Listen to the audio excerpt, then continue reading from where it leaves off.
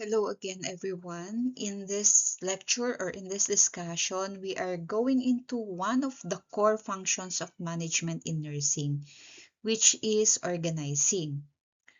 As nurse leaders, having your clinical expertise is only half of the equation. You must also know how to structure work, delegate effectively, establish clear lines of authority, and deploy care delivery models that will maximize patient safety and quality.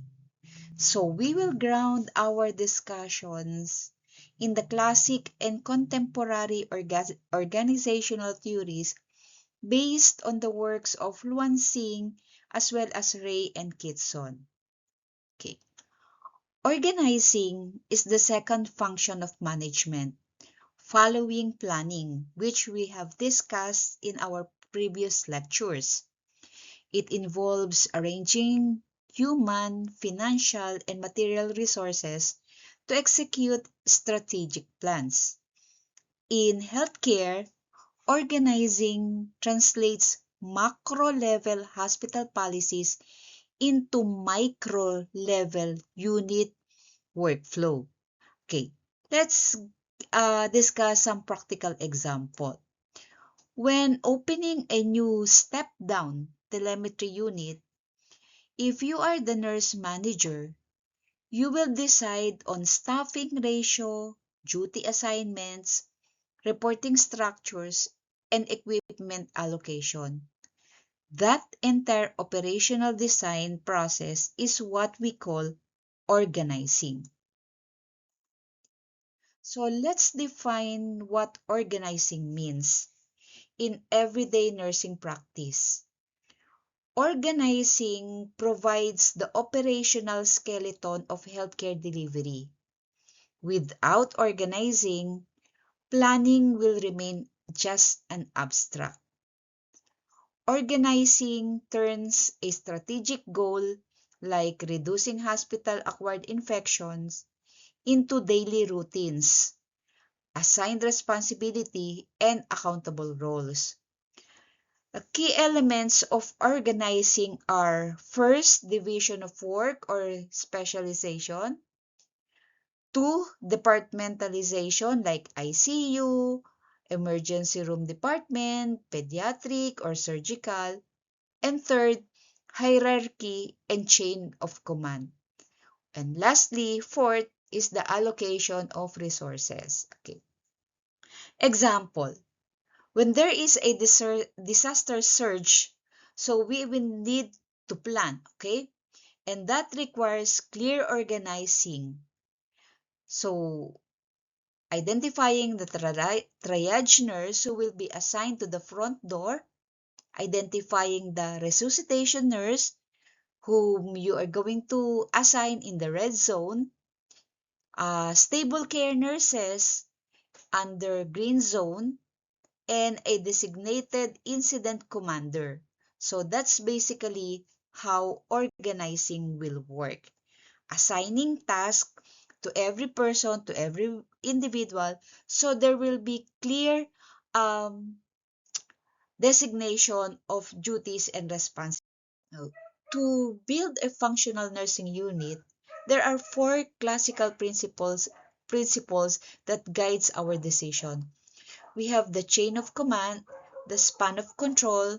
I'm sorry, but I failed to write the third, which is the division of labor and unity of command. Okay, let's notice how unity of command prevents the classic dilemma where a bedside nurse receives conflicting orders from a resident physician and a nurse manager simultaneously.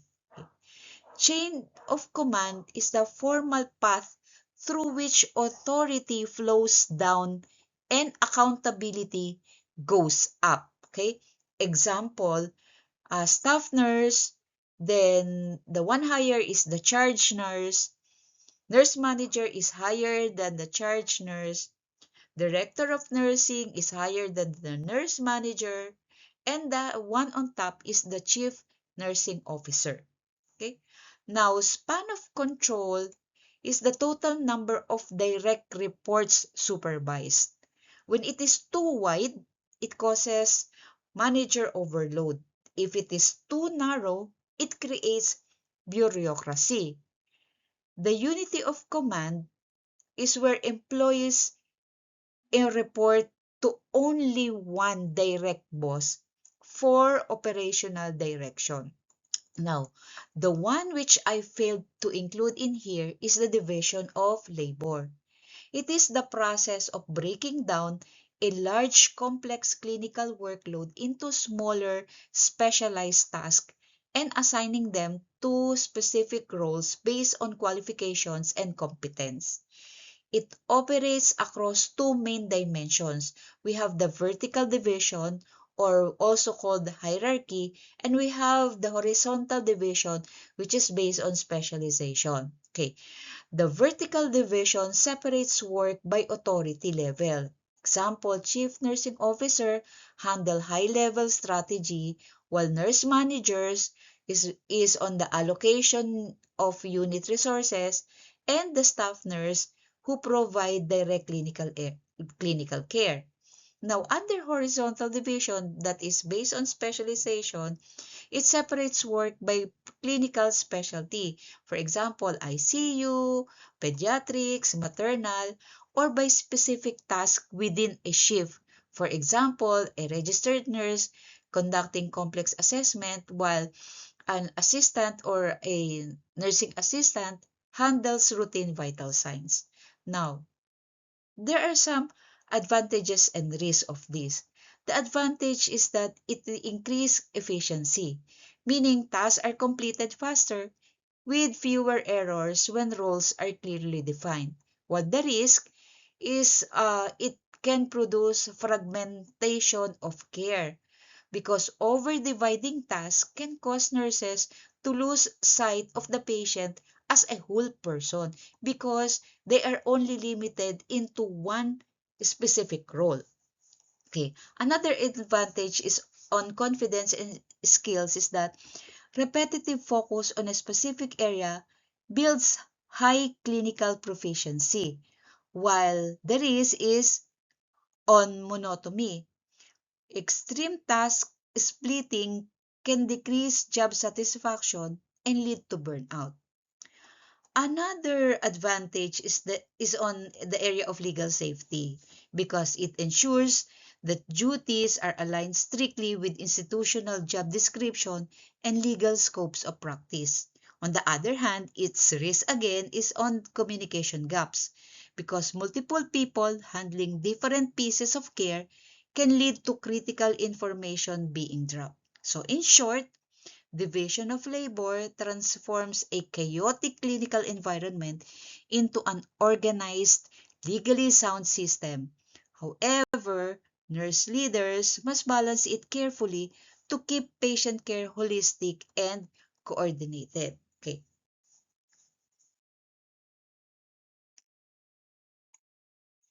Now, let's examine our classical theoretical roots. Max Weber introduced bureaucracy, emphasizing rules, impersonality, and clear hierarchy. On the other side, Frederick Taylor developed scientific management, which analyzed task efficiency. While these theories sound rigid, elements of both remain essential in modern clinical practice for patient safety. Okay. A bureaucratic theory by Max Weber is on standard operating procedures or SOPs. It is also focused on merit-based promotion, division of labor, and formal record keeping. While scientific management theory of Frederick Taylor is focused on time and motion studies, standardizing clinical techniques, selecting workers, matching specific skill requirements. Okay. Let's have a basic example on Weber in practice or on the theory of Max Weber. Here, we can use hospital infection control policy mandating standardized surgical hand scrubs for 3 minutes applied identically to all staff regardless of rank as an example. Now, on tailors in practice naman, it's about standardized central line insertion bundles or pre-packed package kits placed in every ICU room in order to eliminate wastage steps and variation in procedures because the pre-packaged kit is already available in the area. Now, Henry Fayol focused on top-down administrative functions, introducing the concepts like esprit de corps or esprit de corps, which means team unity. On the other hand, Elton Mayo, on his human relations movement, shifted attention to the workers' psychological well-being.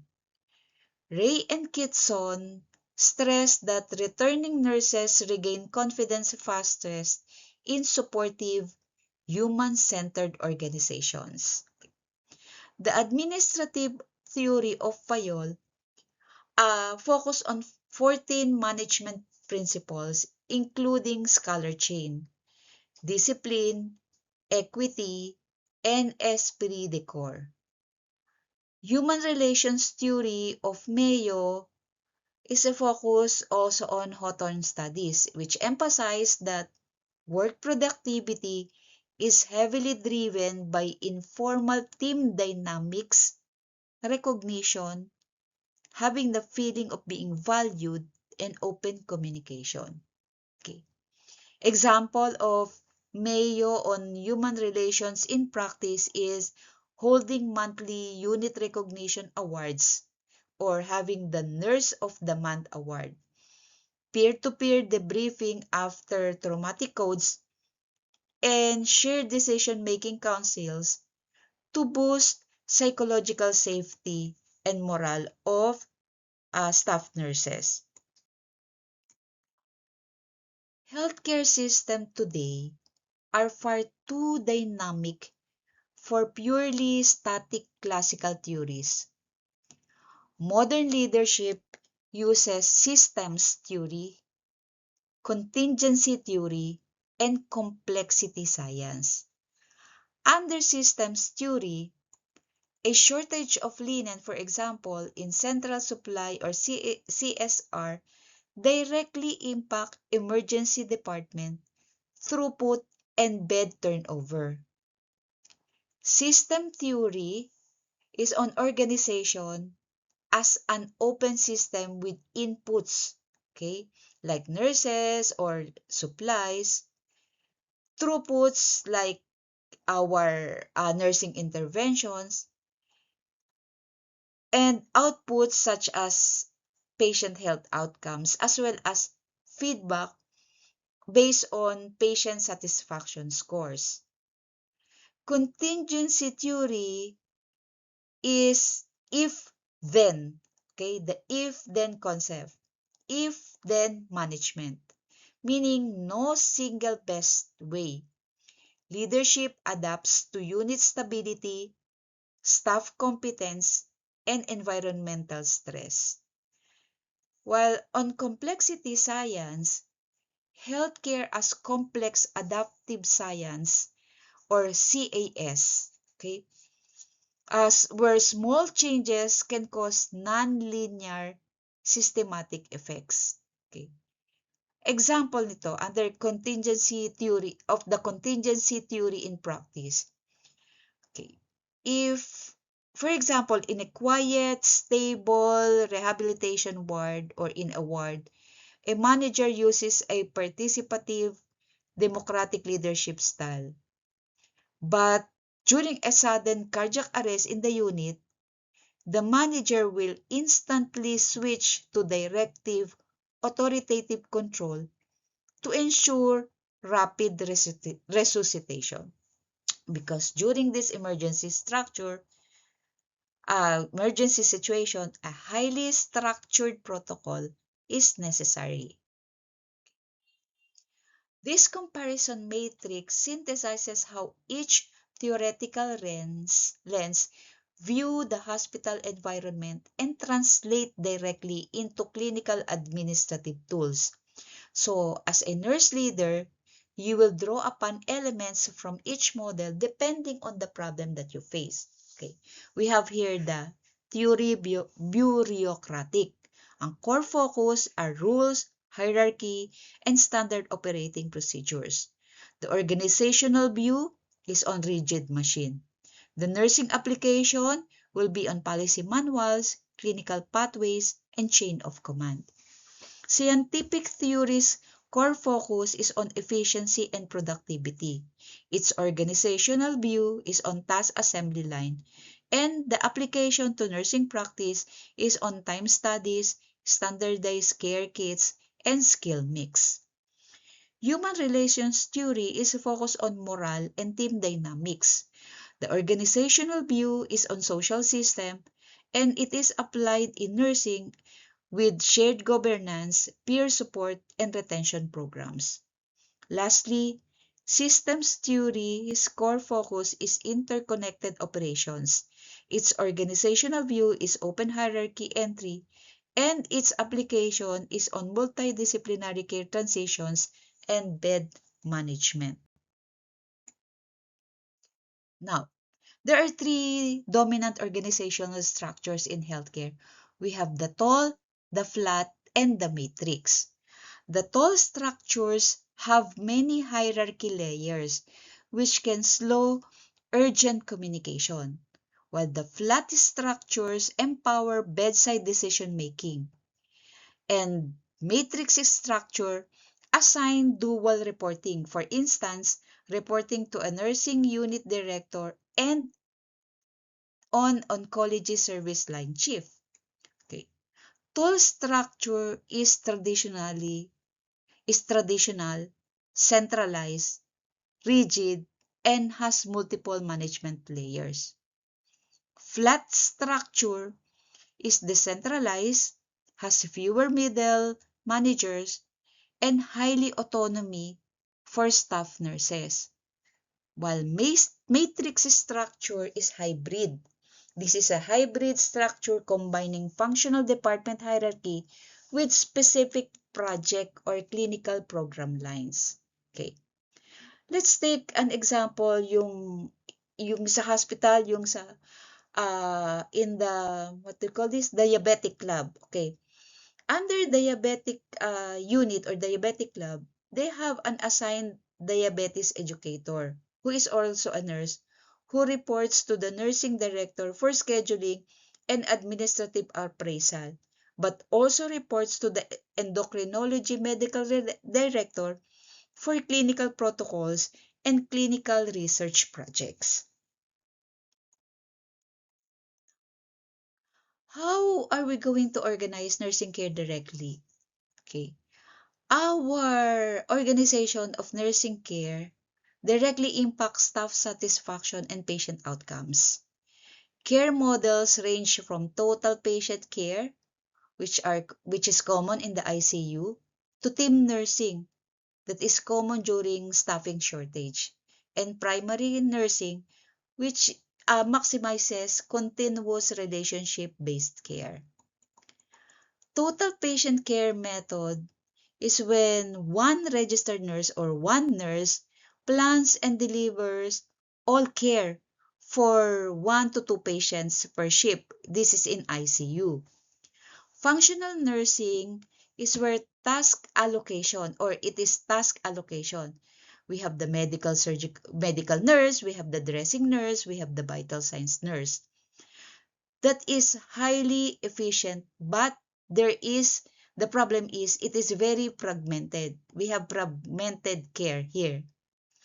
Team nursing is where a nurse, team leader coordinates to nursing attendants and unlicensed assistants for a module of patient. Primary nursing is when a nurse assumes 24-hour accountability for a patient care plan from admission to discharge. Okay. Example ng team nursing in practice, On a 30-bed medical ward, we have a nurse who acts as team leader, delegating vital signs and hygiene to 2 nursing care technicians or nursing assistants while administering complex IV medications and performing wound dressing along with his or her nursing assistant. Okay. Span of control is a crucial metric or is an important metric in health service management. A narrow span, like 1 nurse to 2 ICU patients, is very important when clinical risk and patient acuity are severe. Wide spans, meaning one manager to, for example, 20 to 30 staff, works only when tasks are standardized and personnel are highly experienced. Factors that influence span of control are 1. Patient acuity and complexity. 2. The nurse competency and staff experience. 3rd is the physical layout of unit. And 4th, availability of support, technology, or yung mga ward clerks who are present to do mga paperworks or reports. Okay, let's say for example in an ICU. If an ICU unit will attempt to expand nurse to patient ratio from 1:2 to 1:4 without increasing support staff, adverse events are likely to happen. Medication errors will possibly rise due to exceeding optimal control spans, because optimal control means how many persons or how many patients are assigned to you per shift. So, the wider, the more difficult. The narrower, the better. When you are tasked with organizing a project committee or clinical shift, I want you to follow these 4 sequential steps. First, define your objective. Second, go with your group activities. Third, assign authority and delegate. And fourth, coordinate work and establish feedback channels. Okay. When you establish goals, like I want to achieve 100% positive compliance. Step 2, group-related activities. Example nito is when you draft the SBAR, checklist, or the auditing shift. Step 3 is where you assign responsibility and delegate authority. So example, you assign a charge nurse as shift champion. And step 4, coordinate and evaluate, is on conducting weekly feedback problems. Okay.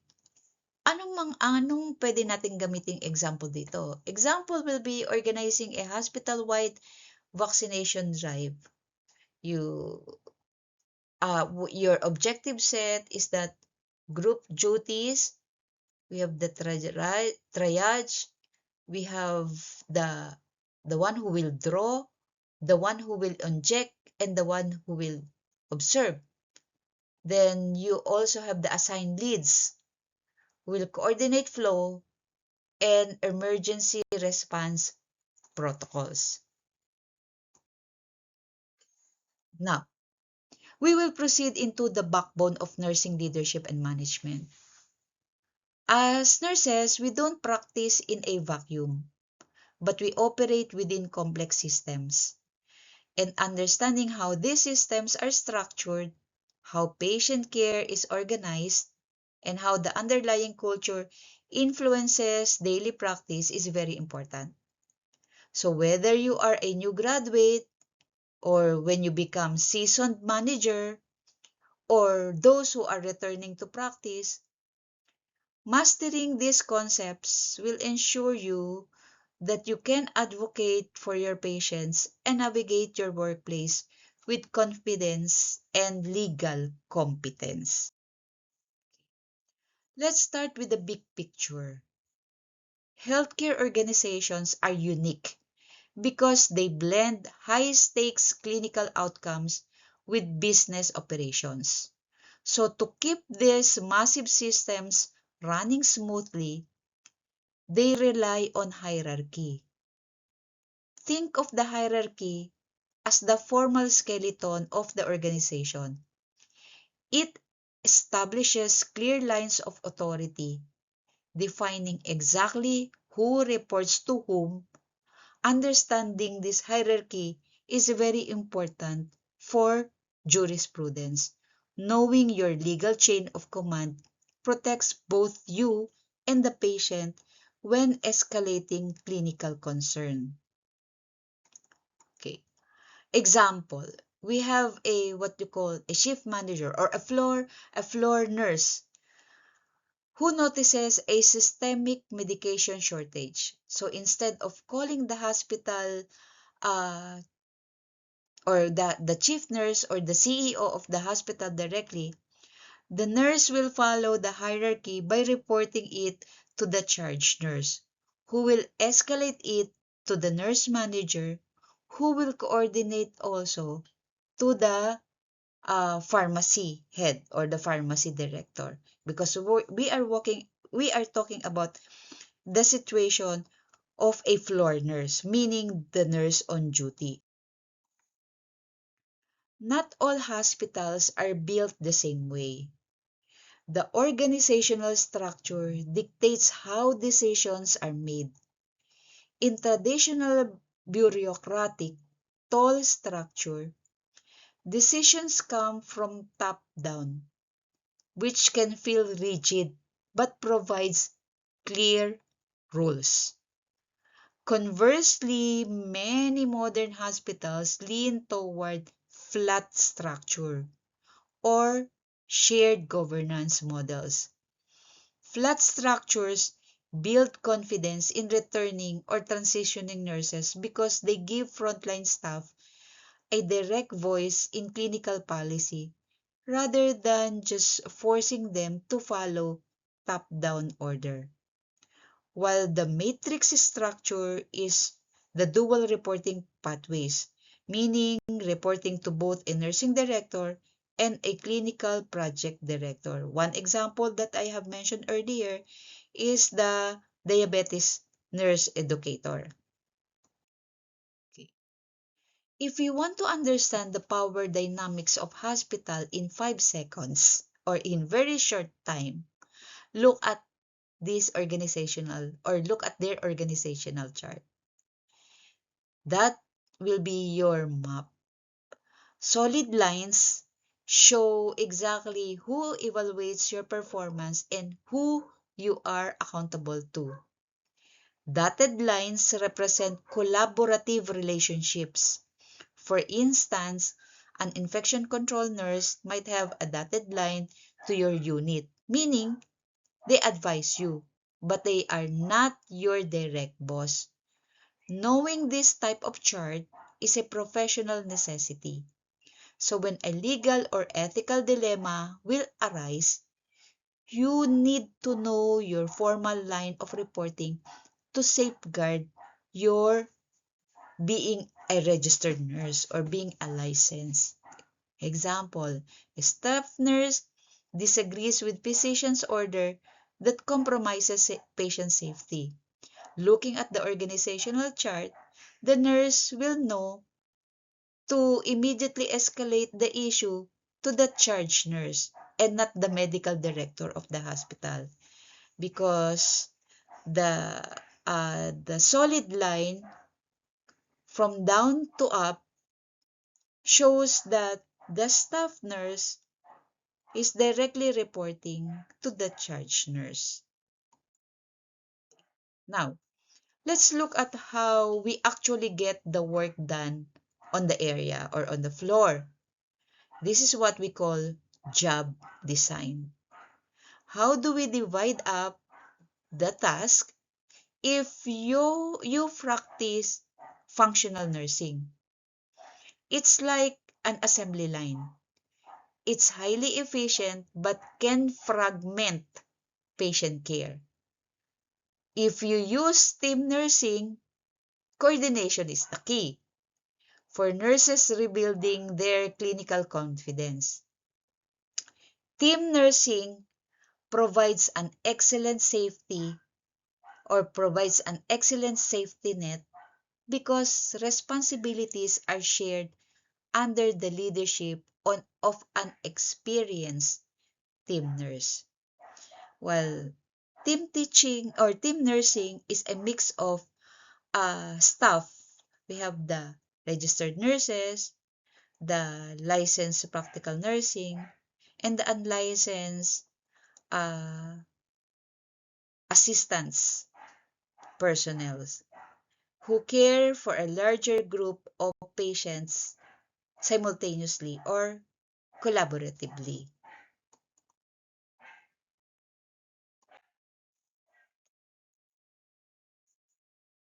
Never ever view your job description as just a piece of paper that you sign during your HR orientation. It is a very important legal document. So I want to emphasize that your job description aligns your institutional duties with your legal scope of practice under professional jurisprudence.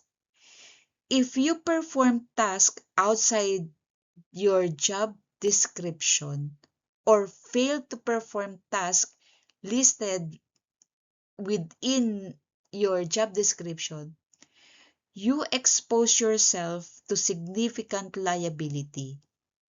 It defines your professional accountability. For example, sa hospital, your job description states that a staff nurse is responsible for formulating and evaluating nursing care plans.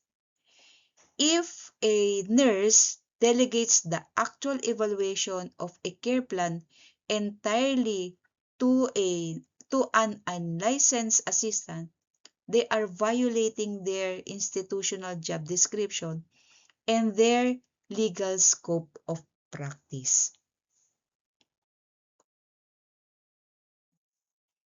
Finally, let's talk about organizational culture.